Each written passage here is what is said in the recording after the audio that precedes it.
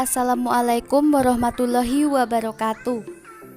Halo teman-teman, pada video kali ini kami akan membahas tentang analisis laporan keuangan, yaitu bab analisis cross section.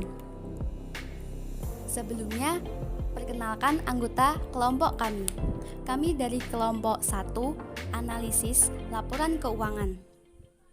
Selamat menyaksikan. Di sini saya akan menjelaskan mengenai perbandingan cross-section. Analisis cross-section atau perbandingan dengan perusahaan atau industri yang sejenisnya akan bermanfaat untuk melihat prestasi perusahaan relatif terhadap industri dan juga bermanfaat dalam kasus khusus seperti untuk menentukan bonus bagi manajemen perusahaan. Bonus bagi manajemen perusahaan pada beberapa perusahaan ditentukan berdasarkan keuntungan perusahaan relatif terhadap industri. Apabila perusahaan memperoleh untung di atas industri, manajemen perusahaan akan memperoleh bonus dan tidak memperoleh bonus apabila yang terjadi sebaliknya. Mendefinisikan industri sejenis bukan merupakan pekerjaan mudah. Industri yang bisa diperbandingkan pada dasarnya mempunyai satu atau beberapa elemen yang sama dengan perusahaan. Kesamaan tersebut antara lain: 1. Kesamaan dalam jenis bahan baku atau supplier. Perusahaan bisa dikelompokkan berdasarkan bahan baku yang dipakai, bisa juga berdasarkan proses produksi yang dipunyai. Standar Industrial Classification biasanya menggunakan kriteria semacam ini: struktur fisik dan teknologi proses produksi yang homogenitas produksi. Klasifikasi semacam ini juga banyak dipakai oleh lembaga lain. Perhatikan klasifikasi industri yang dikeluarkan oleh laporan Jakarta Stock Exchange atau Bursa Efek Jakarta untuk mengelompokkan saham-saham yang listing berdasarkan industri. Klasifikasi industri di BEJ yaitu 1. Pertanian, kehutanan dan perikanan. Yang kedua, makanan ternak. Yang ketiga, pertambangan dan jasa pertambangan. Yang keempat, konstruksi. Yang kelima, manufacturing and commercial. Yang keenam, pelayanan transportasi. Yang ketujuh, komunikasi. Yang kedelapan, perdagangan retail dan wholesale. Yang kesembilan, perbankan, lembaga keuangan selain bank, lembaga sekuritas, asuransi, dan real estate. Yang ke-10, hotel dan pelayanan travel. Yang ke-11, perusahaan holding dan investasi lainnya. Yang ke-12, lain-lainnya. Kemudian yang kedua ada kesamaan dari sisi permintaan. Pendekatan ini menggunakan produk-produk yang dihasilkan sebagai kriteria pengelompokan industri. Apabila produk-produk memenuhi kebutuhan yang sama dan produk-produk tersebut merupakan substitusi satu sama lainnya, maka produk-produk tersebut masuk dalam kelompok industri yang sama. Produk-produk tersebut bisa mempunyai horizon yang pendek, yaitu produk-produk yang sama saat ini, tetapi bisa juga mempunyai horizon jangka panjang, yaitu produk-produk yang saling berkompetisi pada beberapa tahun yang akan mendatang, semisal 10 tahun mendatang. Sebagai contohnya, mesin fax saat ini tidak bersaing secara langsung dengan komputer atau PC, tetapi pada masa mendatang dengan semakin berkembangnya PC yang mempunyai kemampuan fax dan modem, maka PC akan menjadi pesaing serius mesin fax. Keduanya akan memenuhi kebutuhan generik yang sama, yaitu kebutuhan komunikasi.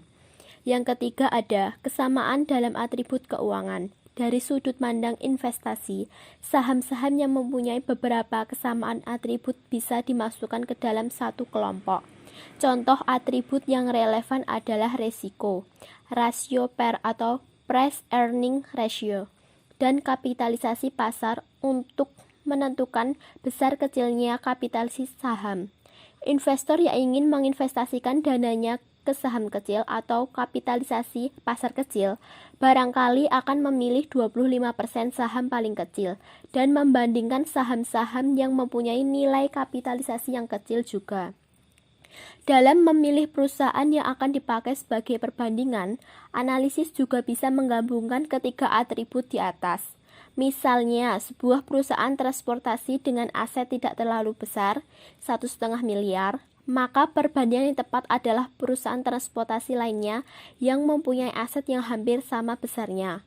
Membandingkan perusahaan tersebut dengan perusahaan transportasi lain yang mempunyai aset 100 miliar barangkali tidak sepenuhnya tepat.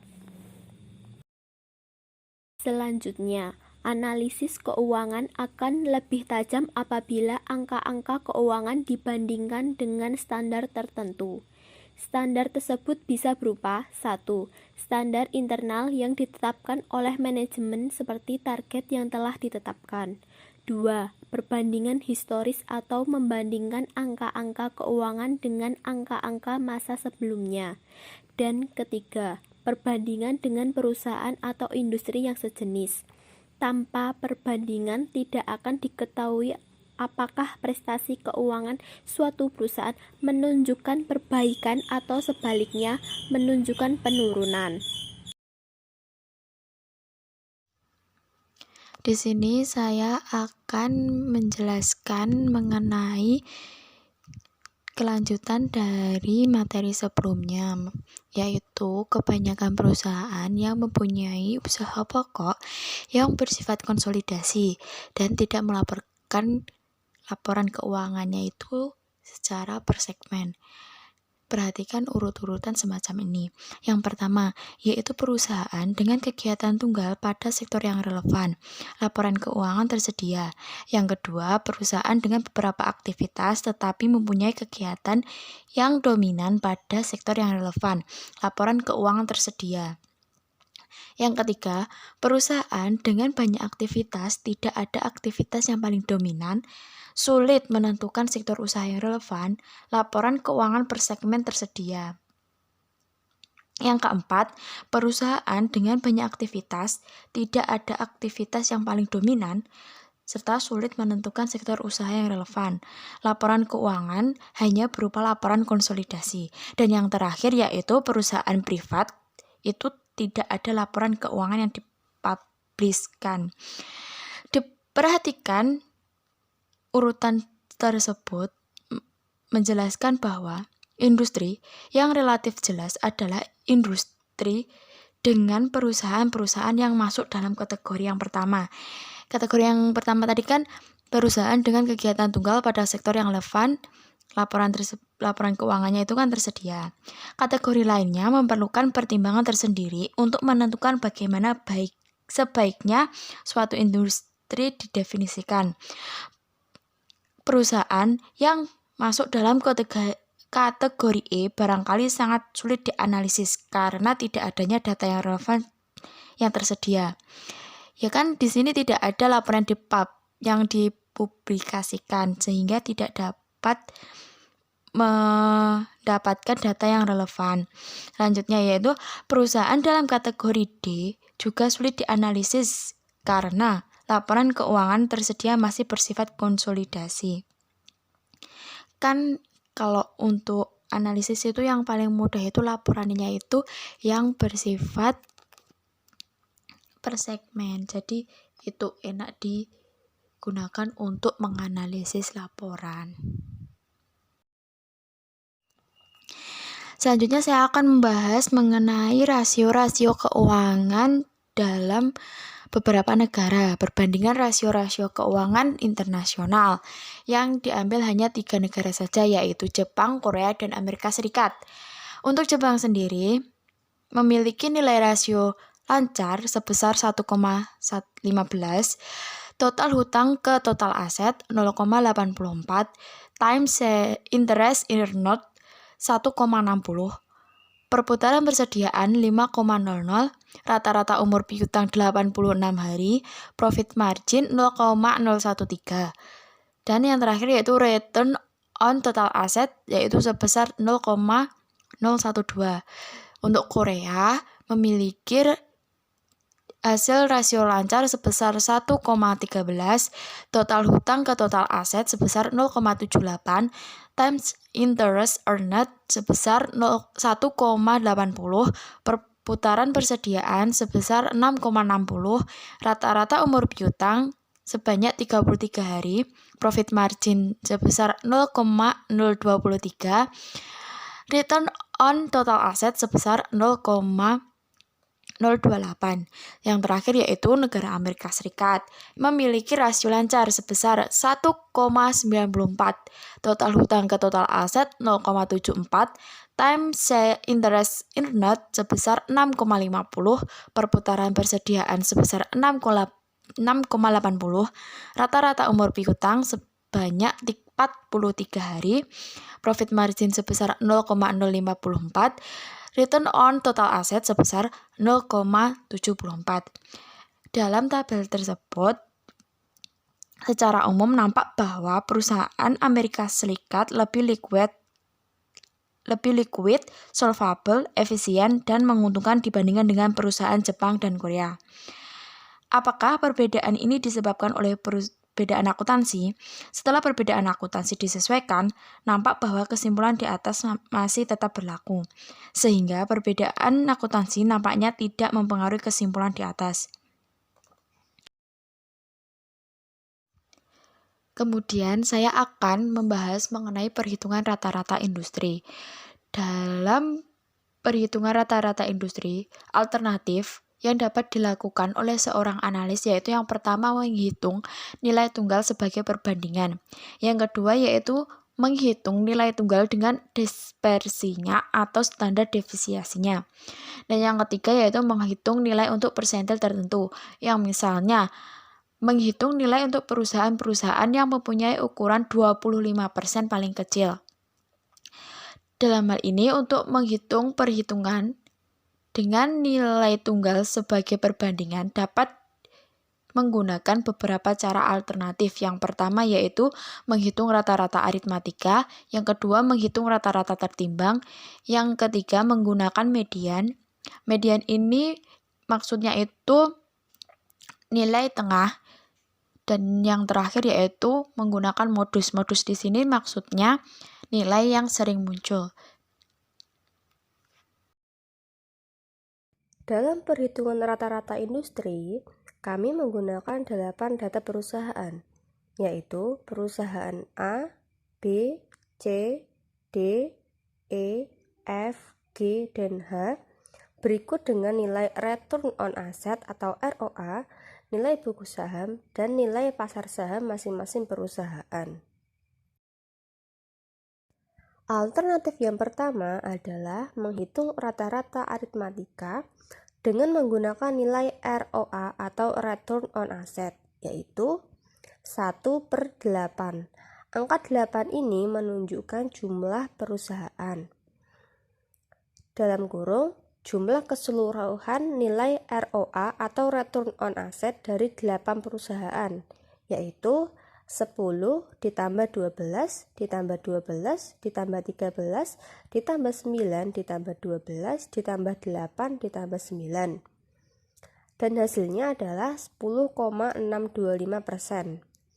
Nilai 10,625% tersebut dapat dipakai sebagai standar untuk perbandingan. Alternatif kedua yaitu menghitung rata-rata tertimbang dengan menggunakan nilai buku saham dan nilai pasar saham. Yang pertama, menggunakan nilai buku saham, yaitu nilai buku saham masing-masing perusahaan dibagi nilai keseluruhan buku saham dari 8 perusahaan dikali nilai ROA masing-masing perusahaan, yaitu 300 dibagi 2.275 dikali 10% ditambah 420 dibagi 2.275 dikali 12% dan seterusnya dengan hasil 10,50%. Yang kedua, menggunakan nilai pasar saham, yaitu nilai pasar saham masing-masing perusahaan dibagi nilai keseluruhan pasar saham dari 8 perusahaan dikali nilai ROA masing-masing perusahaan, yaitu 350 dibagi 3.170 dikali 10% ditambah 400 dibagi 3.170 dikali 12% dan seterusnya dengan hasil 10,67%. Nilai 10,50% dan 10,67% tersebut menunjukkan nilai ROA atau Return on Asset rata-rata industri perusahaan. Yang selanjutnya yaitu perhitungan rata-rata industri menggunakan median. Seorang analis juga dapat menggunakan median dari nilai return on asset pada tabel sebelumnya. Namun, sebelum itu data harus diurutkan terlebih dahulu dari nilai yang terkecil, sehingga didapatkan data sebagai berikut: 8%, 9%, 9%, 10%, 12%, 12%, 12%, dan 13%. Karena jumlah data tersebut genap, maka semua data dijumlahkan kemudian dibagi 2, sehingga dapat diperoleh nilai median yaitu 11%. Kemudian perhitungan rata-rata yang keempat menggunakan modus. Maksudnya modus yaitu nilai yang sering muncul pada data industri pada nilai return on asset-nya. Pada data sebelumnya, nilai yang sering muncul yaitu nilai 12%, sehingga dapat dijadikan nilai rata-rata industri pada data tersebut. Dari keempat cara yang dijelaskan pada slide sebelumnya, maka dapat diringkas hasilnya sebagai berikut. Rata-rata aritmatika 10,63%, rata-rata tertimbang yaitu dengan bobot nilai buku saham sebesar 10,5%, dengan bobot nilai pasar saham senilai 10,67%, median 11%, dan modus 12%. Pemilihan angka yang akan dijadikan rata-rata industri akan tergantung dari pertimbangan analis. Dari data di atas, return on asset rata-rata industri adalah 10-12%. Kemudian, untuk pembahasan yang terakhir yaitu tentang perbedaan antar industri. Yang pertama yaitu penggunaan rata-rata industri didasarkan pada asumsi implisit. Terdapat perbedaan antar industri. Yang kedua, perbandingan antar industri secara implisit juga mengakui bahwa terdapat perbedaan risiko bisnis antar industri. Jika asumsi tersebut tidak terpenuhi, maka tidak ada artinya untuk menggunakan perbandingan dengan industri yang sejenis. Karena perbandingan dengan perusahaan yang keseluruhannya itu sama akan menghasilkan analisis yang sama, baik dari rasio-rasio keuangan maupun perbedaan risiko bisnis antar industri. Cukup sekian presentasi dari kelompok kami. Apabila ada salah kata, salah dalam penyampaian materi, kami mohon maaf. Semoga presentasi pada video kali ini bermanfaat untuk teman-teman semua. Cukup sekian. Wassalamualaikum warahmatullahi wabarakatuh.